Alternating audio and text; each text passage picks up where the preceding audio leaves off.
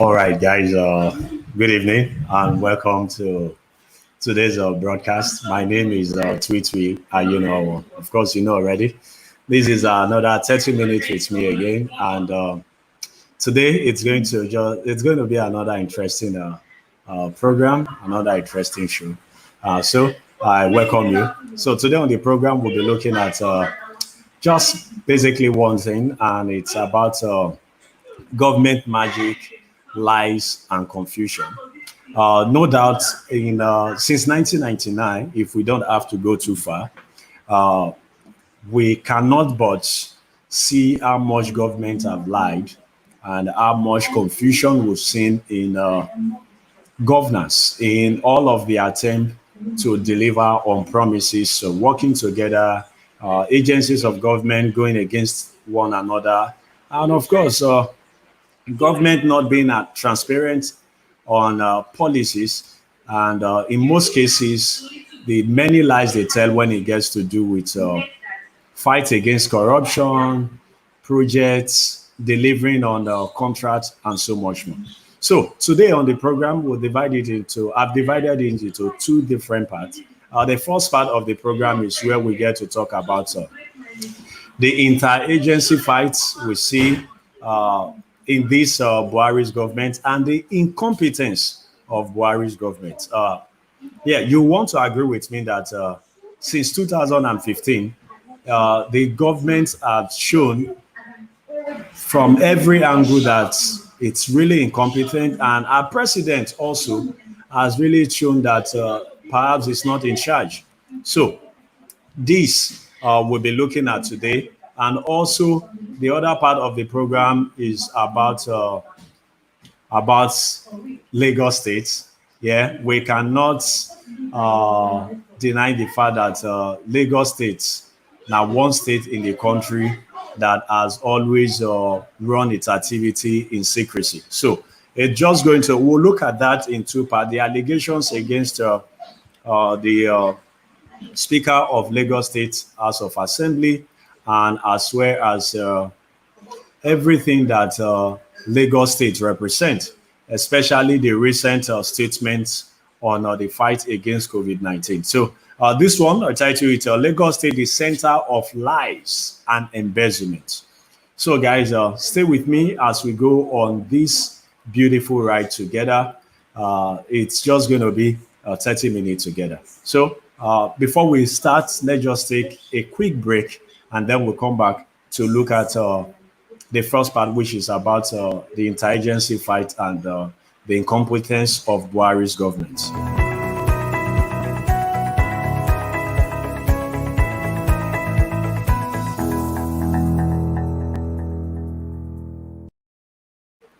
All right, welcome back. So let's just look at the Buhari's government. Number one, yes, it's not new to see politicians fight in public or on TV. We've seen before now, even before the Buhari's government, where politicians fight on TV, the National Assembly. We see a lot of fights, throwing of shares, tearing of clothes, and a whole lot that has happened. But now there is a new twist to it, which is about the Buhari's government. If you remember, it's sometime in 2015, we had the issue that happened between Mekanti Buhari, the then GMD of NNPC, and of course, Ibe Kashuku, the Minister for State for Petroleum. Do you remember that story? So it happened to be that Mekanti Buhari approved multi-billion naira contract without reporting to the then Minister of State for Petroleum, Ibe Kashuku, and also appointment made to the board of the NNPC without consideration without the approval of the then Minister of State. And the different letters written by Ibe Kashuku to President Muhammadu Buhari leaked to the public. And yes, and everyone then could see how much of the incoherence and the lack of communication, and also what so many people refer to as insubordination. Yeah, and to the end, we didn't really see anything happen with that. And from there, we saw again this drama that most people will not forget in a hurry. I'm going to just play the clip. If you remember this clip, just a short clip. This is about Oyoita and the late Abba, the former chief of staff to President Muhammadu Buhari.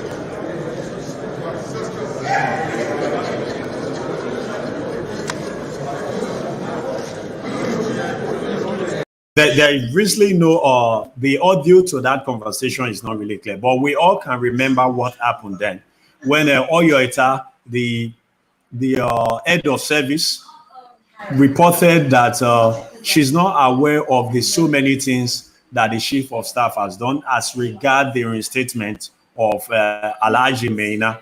Remember Maina, the former boss of the pension commission that was accused of embezzling billions, and then he was on the trail because they were looking for him. They wanted to try him, but then the whole story came out that Maina has been appointed, has been reinstated to civil service, and he has a huge appointment. And then the drama burst out when Oyoita came out to say, "I don't know about this. How could this have happened?" That the chief of staff, the then chief of staff, Abba, carry out this assignment without consideration to her. She knows nothing about it. And then we remember the drama. So when that drama happened, many people started saying that, who is the president?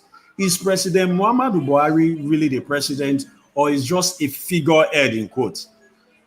Those in support of the president, especially members of the All Progressive Congress then, remember all the drama that happened, and they said, no, the president is in charge. This is just a case of the president appointees coming out to wash their dirty linens in public. And that was live on TV, in case you forgot it. It was reported by Channels TV and other media who usually were present during the Federal Executive Council meeting. That is not alone. We also remember what happened between the police.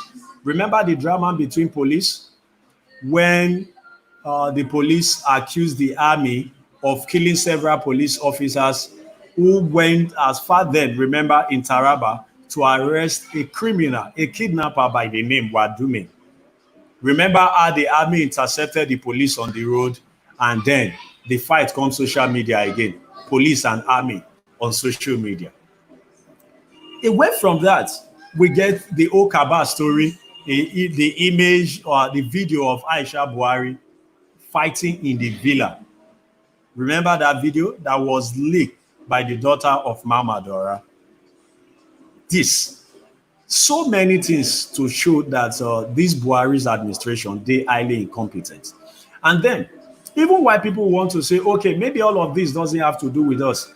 The president perhaps doesn't know about it. It's not the president's fault. But then, who do you blame for the recent outburst by Abike Dabiri?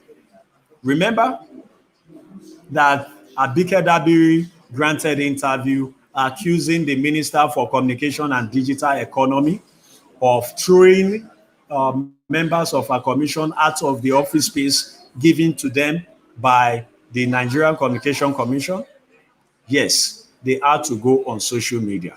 This now some of the tweets in response to what Abike Dabiri said. Remember Dr. Isa Pantani coming out to say Abike was lying, and the owner of the building has faulted her lies and everything. This again on social media. So one of the things we cannot take away from this is that before Abike Dabiri granted that interview, it's very clear that she didn't have the audience of the president. She probably might have tried to reach the president. Recall in that interview, she mentioned that she didn't want to come out to the public because she just felt like she should take up the issue to the upper level, report to the authority. Who is the authority in this case? President Muhammadu Buhari, because he's the one that actually created the ministry for Nigerians in diaspora. That is the commission, not a ministry now. The Nigerian in Diaspora Commission. Now, ordinarily would expect that this ministry should serve under the Ministry of Foreign Affairs. But it appears like the Ministry of the Commission, Nigerian in Diaspora Commission, is working independent of the Foreign Affairs Ministry. So you can ask yourself, who created the ministry, the commission? Who appointed Abike Dabiri? How come the president appointed Abike Dabiri to head a commission without an office where they won't make them for work? So even with Abike responding to Honorable Minister of Communication, saying that, oh, she doesn't really expect the minister to learn. I don't want to go into even the detail of these their issues. But one thing that's clearly shown is that President Muhammadu Buhari is incompetent, is not in charge, and knows nothing about what is happening in the country. Yes. Maybe you still doubt. You are still in doubt, right? Okay. Just this weekend, report came out that, this is the report, that Buhari cancels appointment approvals made by the late Chief of Staff, Abba Kyari, without his approval. So that one means, say, the then Chief of Staff could appoint anybody without the president's approval. Which will be this appointment then? Who are these individuals who are appointed? We'll get to know more about this. But one thing is clear again. Okay, so all of those reports about Abba Kyari being the de facto president of Nigeria, not be lie.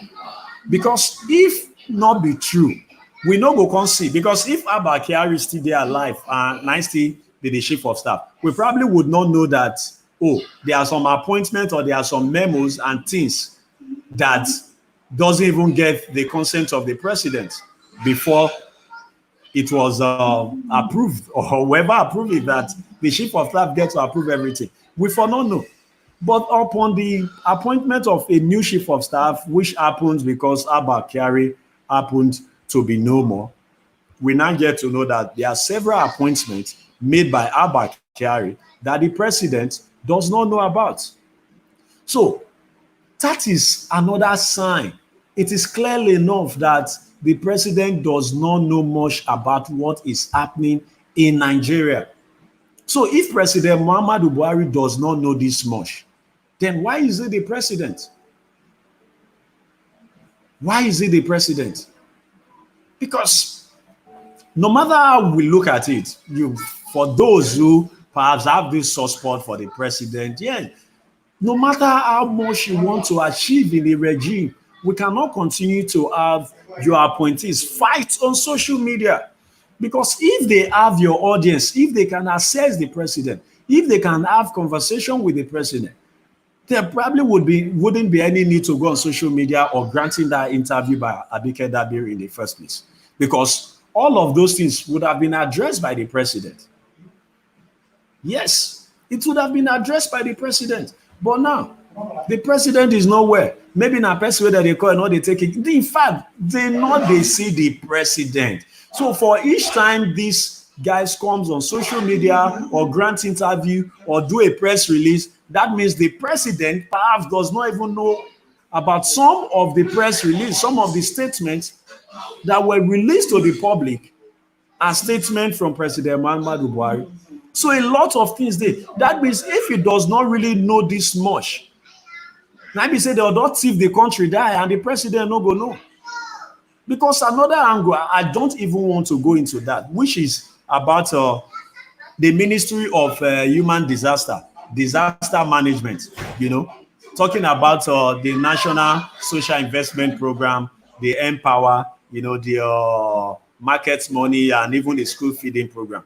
If you look at everything so far, we don't come out from, as I mentioned, Mekanti Baru and the then Minister for State for Petroleum, Ibe Kashuku, to Oyoita and Abba Kyari, to EFCC and DSS. Remember when EFCC and DSS get issued again and they have to fight on live TV. So it shows that the president, if he doesn't know this much, might as well not know how they spend the budget, where our money is, what they are doing with our money, what they are doing with all the funds. Because it simply means that somebody who is a shield protecting every other person from accessing the president, can as well give authority to these people or give orders to these people to say, carry out this on behalf of the president that the president has approved. So no wonder a lot of things they happen. So perhaps until the end of this administration, we feel not know so much we don't really happen. Let me know what you think about this. I'd like to hear from you. Just drop your comments and let me know. But then we'll just go for a quick break. And when we come back after this break, the next thing we'll be talking about is Lagos State. It's Lagos State. Yeah, Lagos State is known as the center of excellence. But in today's program, we are going to look at it as the center of lies and embezzlement. Stay with me because my name is still between you. Just a quick break. And yeah, I'll play some videos about some of these activities from Aisha fighting in Asu Rock to Oyo Ita at the FEC and also to so many other dramas where we don't see with this government. So you can imagine with it go on. This is the villa. We have over 200 soldiers guarding us, 200 policemen guarding us. Why do you have to lock this door? What for? What for? Enough is enough. Enough is enough. Let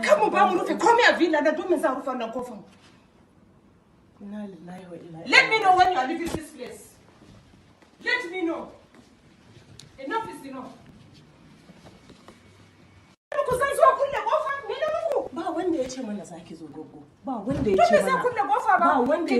This is the villa.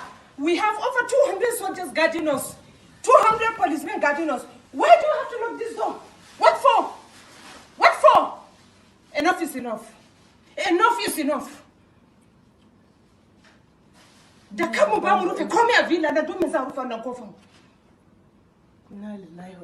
me know when you are leaving this place. Let me know. Enough is enough.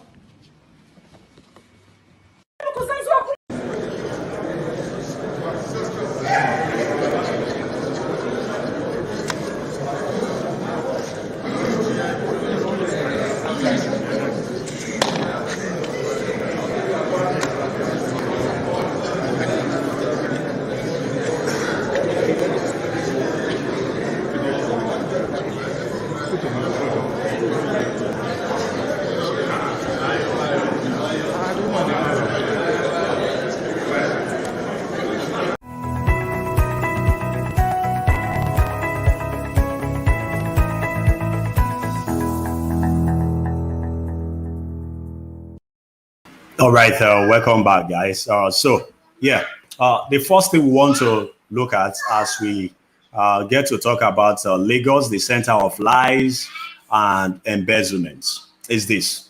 Number one, let me tell you, in case you don't know, recently the commissioner for health in Lagos, Professor Abayomi, during a press briefing, mentioned that Lagos has spent 800 million naira on COVID-19 testing. Yes, testing for COVID-19. That the state has spent 800 million naira. And for my mind, I shocked. The first time I heard this statement, I was like, well, I had to go and read the story again and again that, okay, how can Lagos spend 800 million naira on testing? So because as reported, you see, Lagos state government yesterday said that is but of course, the commissioner worked for the government, so it is as well as the government. The commissioner is the government, right? So he's a member of the executive. So that the commissioner yesterday said that they had conducted 16,000 COVID-19 tests for an average cost of 40,000 to 50,000 naira.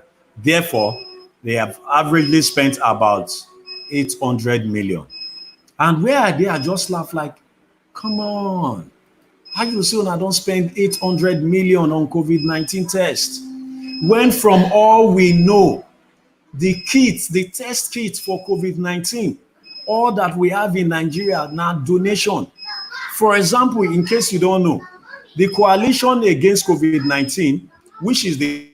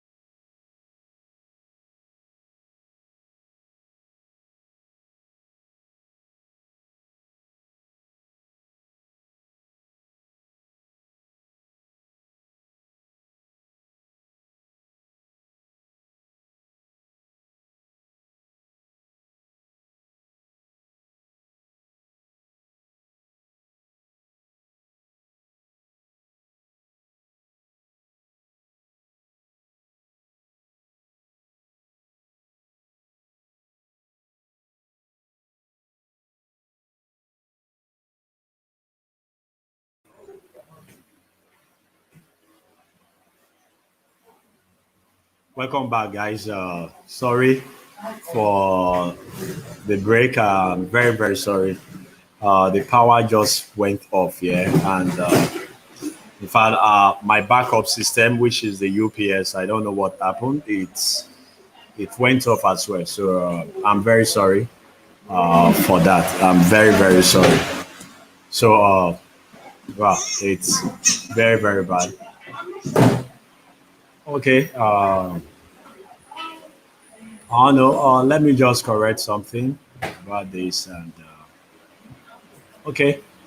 So, in case you can't see us on Facebook right now, I don't even know how you hear if you can't see us on Facebook. We're just having some perhaps due to the power failure, the whole thing just got truncated. Yeah, but we're back now. We are live now. We're live now. Back now on Twitter and of course on YouTube. Thank you guys for staying.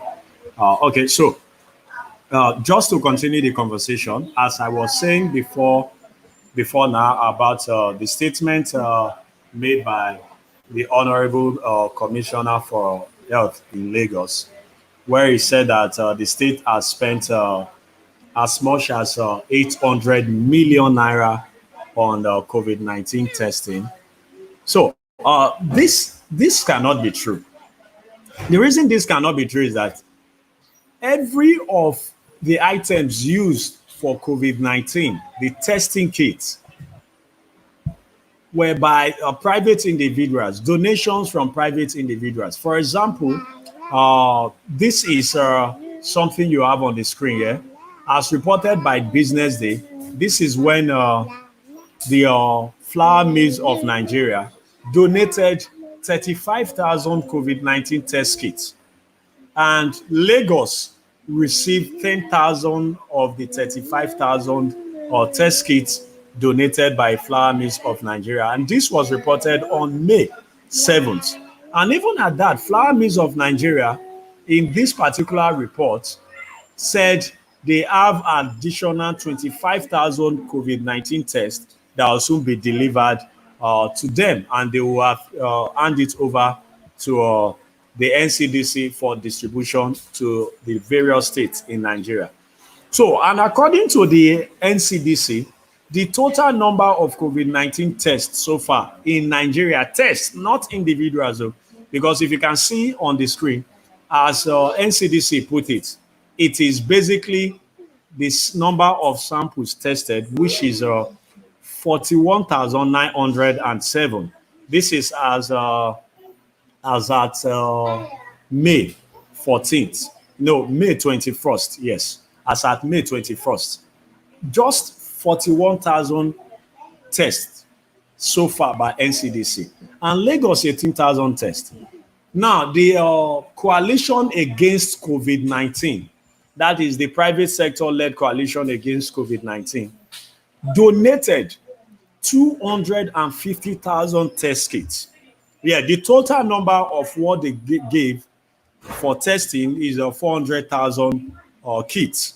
But the one for the actual test for the presence of COVID-19 in the body is 250,000, while another 150,000 is for the extraction kit.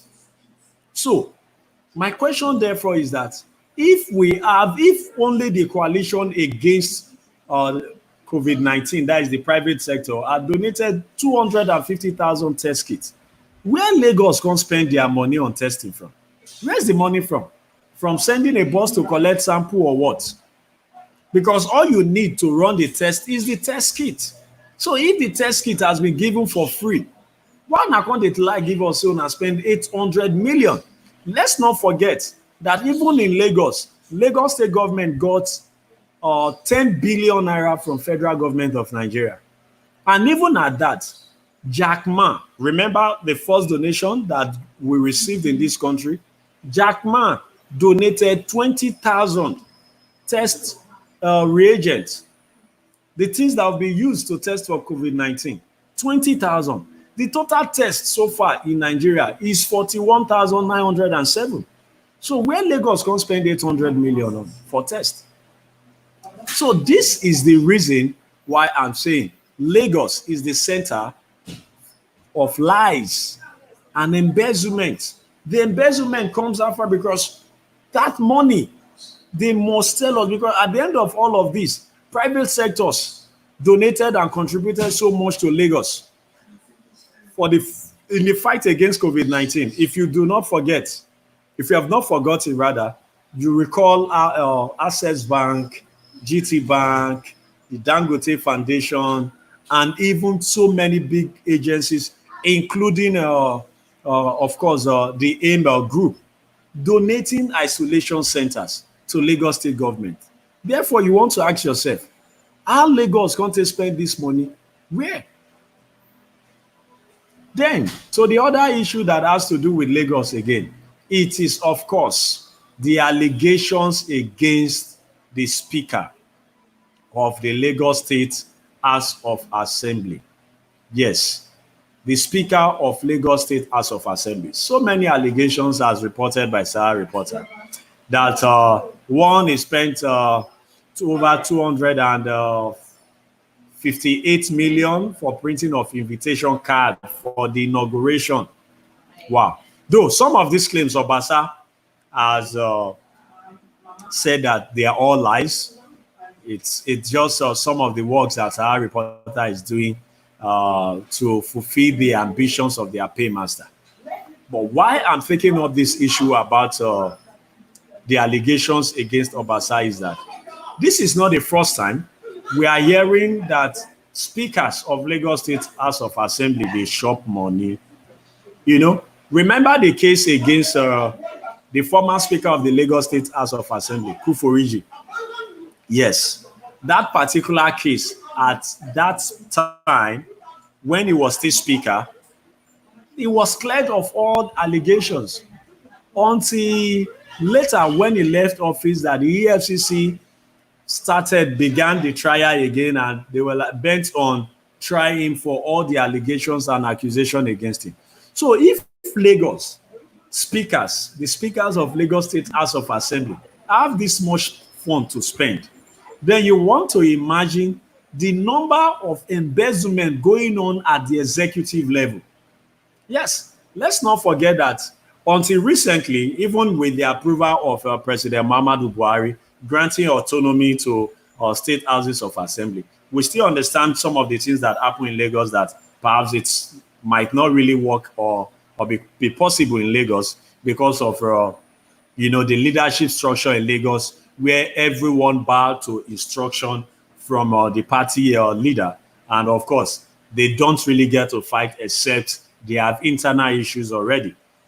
So if the Speaker of Lagos State House of Assembly is exposed to that much money, then you want to wonder and ask yourself, how much more embezzlement is going on at the level of the executive? If Lagos State government is telling us now that they've spent 800 million on COVID-19, testing for COVID-19, then you want to ask yourself, how much more embezzlement is going on?